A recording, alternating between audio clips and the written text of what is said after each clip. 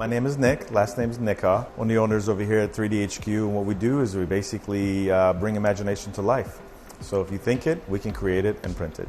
When you have something in mind, you want to sketch it out and you want to create a particular product or something for yourself, you don't know how to do that. So for us, you explain to us what you need, we sketch it out for you, or we take the sketch that you have and we then bring it into a 3D design, which we can then create in full 3D and print it out on a 3D printer, so then you can test it out. Now it could be a part for your car, it could be a desk organizer, or it could be a prototype of a design or a product that has never been made before. So that's how we bring that to life.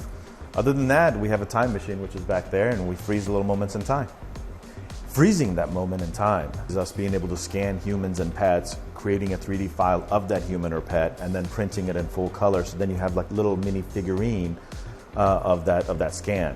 So it becomes a great memento, it becomes a great heirloom that you can pass on from generation to generation. It's a way to memorialize your pet or your grandparents or your kids' ages and stages, before and after, whether it's weight loss or muscle gain, maternity, and then holding the baby that you had in your belly. These are all things that you can capture in a way video and photography can't do quite as well. Customer coming in here because they know that their loved one is about to pass, and they want to get everyone as a family scanned and create an image that can last. And of course, we know we do the scan and we create the product. By the time the product's even being finished, that person has done passed away. Another one is a client came in and got their pet scanned, and she came into the store, and I heard, hey, I'm here to pick up my statue, and I remember the name, and I'm like, okay, and I grabbed it, and as I walk around the corner, she just starts crying, and I'm just like, and I forgot what's in it. I wasn't quite sure. I was like, what? I was like, I'm so sorry.